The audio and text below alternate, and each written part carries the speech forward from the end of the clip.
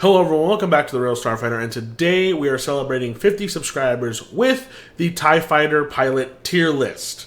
I want to thank you all for subscribing and supporting this channel. It's really fun making these videos. I really enjoy helping you all out with what your war game is, especially the X-Wingminiatures game. This is my tier criteria I use for every video. If you have not seen this or read this yet, please go ahead and pause the video here and take a quick read of it.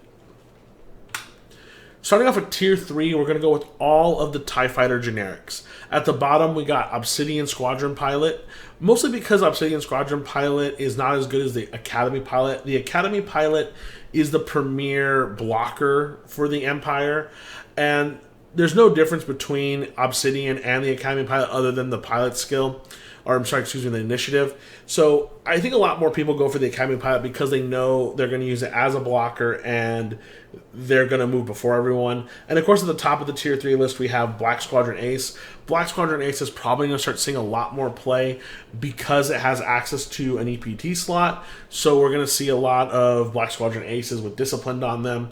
So these are just the generics that we have. We fill out lists with them more often with Academy Pilot and Black Squadron Ace. Starting off with Tier 2, we have Wampa. Wampa has a great ability that if they have their charge active, they can roll one additional attack die when attacking. However, if they defend, they lose that charge. Because you're Initiative 1, unless you have a really good crystal ball, you're not going to be shooting the additional die as much as you would like. It's really easy for you at Initiative 1 to be arc dodged and get shot at. So you're not really getting that ability off too much, but when you do, you're very happy because it is whenever you're just attacking at any range. Next up, we have Night Beast. Night Beast is a great pilot with a great action economy. However, because the balloon maneuvers are not really great on the TIE Fighter, you're not really going to get the action economy off as much as you like. I think it's great for running away and recovering and regrouping, but in terms of offense, because they're mostly on the banks and the straights, you're not really going to be set up for a great offense or really great dogfighting engagements with Night Beast's ability. Next up, we have Valen Rooter. After a friendly ship at range 0 to 1 defends, if there's any damage, you may perform an action. I think Valen Rooter has a great ability because after they defend, they can get an action. So at Initiative 3, if you're going up against higher initiative pilots, you can take that evade token, get shot at, use the evade, and then grab a focus token for your offensive attack for your counterattack. I think that's great. The only thing that makes it feel Tier 2 is I have to risk putting a very fragile ship in terms of the TIE Fighter with only 3 hull and no shields in danger to get off a free action. And if I lose a ship in that instance, I don't think that's a fair trade. I think in terms of having Valen Rooter himself use the ability, I think it's great, but trying to rely on another ship probably isn't the best idea. I think Valen Rooter himself using the ability is a lot more consistent, but still feels Tier 2 because you're getting shot at, and that's just not something I want to do in the X-Wing Miniatures game. I want to do the shooting and not get shot at. And then next up we have Sion Marana.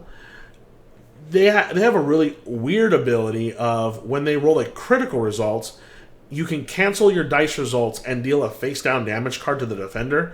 Now, this is a really deadly ability, and when you go up against 2 hull ships, if you can get this ability off twice on that one ship, it kills the ship. Now, rolling a crit without outside help is very difficult. It's a 1 in 8 chance on your attack dice, but you can make it happen with things like marksmanship. There's just combos you can use, but just because you have to rely on so much luck to get that ability off, it feels Tier 2, but when you do get it off, it is very powerful. At the top of Tier 2, we have Iden Versio. Now, Iden Versio's ability is when a friendly TIE LN, so only the normal TIE fighters, at range 0 to 1 would suffer 1 or more damage, you may spend a charge to prevent that damage. Iden Versio is definitely a Tier 1 ability. What makes her at the top of Tier 2, though, is that you can only use that ability once in a game. Because you can only use it once, and you have to choose very wisely when you use it, it's Tier 2, because you can only use it once. But you can use it on herself, you can use it on any of her wingmen. It is a great ability, but because you only use it once, it feels Tier 2. I do recognize its power, but only being able to use it once is a very big con to her ability. Moving on to tier 1, we're starting off with Scourge. His ability is while you perform an attack and the defender is in the bullseye arc, you may roll 1 additional attack die. The TIE Fighter is not known for its firepower, so any of the pilots, which you see here, that increase the attack dice is very powerful to me.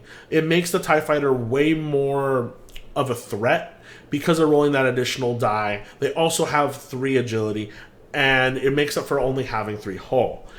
But Scourge does it really well because it can be at range 1 to 3. As long as they're in that bullseye arc, you can roll that additional die. And it couples really well with marksmanship or predator, any of those really cheap EPTs that allow you to get bonuses inside your bullseye. Next up, we have Gideon Hask, who is the same ability as the Interceptor that I did in my other video, which is when you perform an attack on a damaged defender, you roll 1 additional attack die. Because this game is all about shooting down your opponent, you're going to fight against damaged defenders more often than not.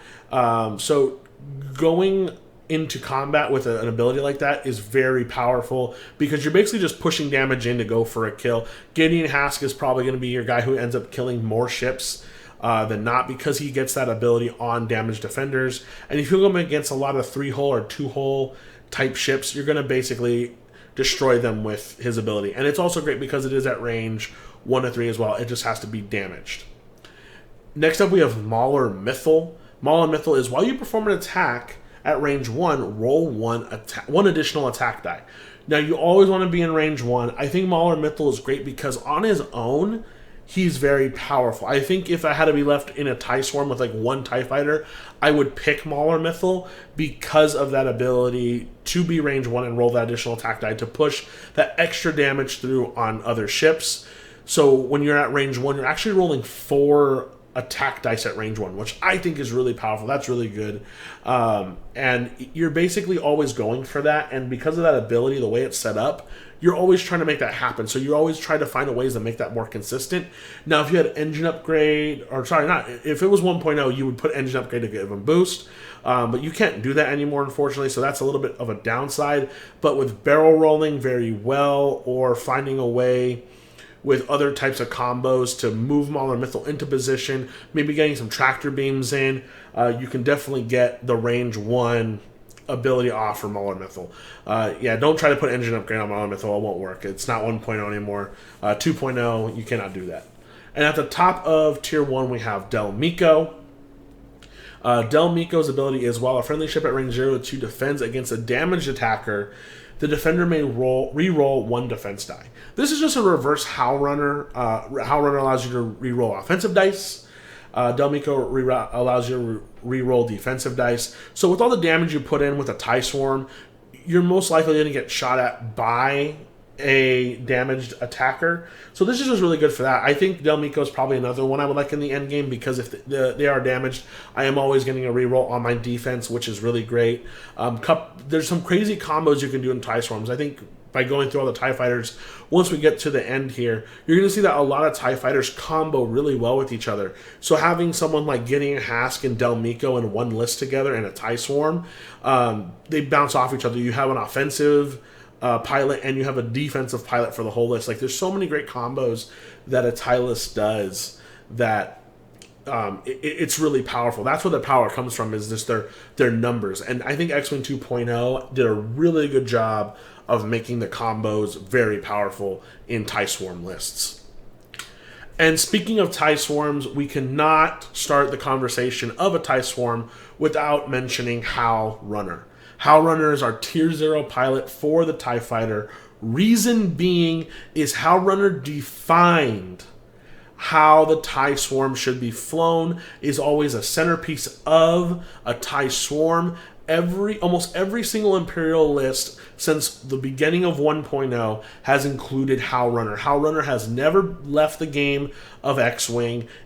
She's always been relevant. She's always been a cornerstone, whether it's been in a swarm of bombers, a swarm of strikers, a swarm of interceptors. Howl Runner has been there for the absolute entirety of X-Wing. She is just a staple for the Imperial arsenal. She is more used than anyone else, including Darth Vader, because of her ability to have friendly ships at range 0 to 1 when they perform their primary weapon attack to reroll 1 attack dice. This is really great to just couple with focus tokens that are good on offense and defense.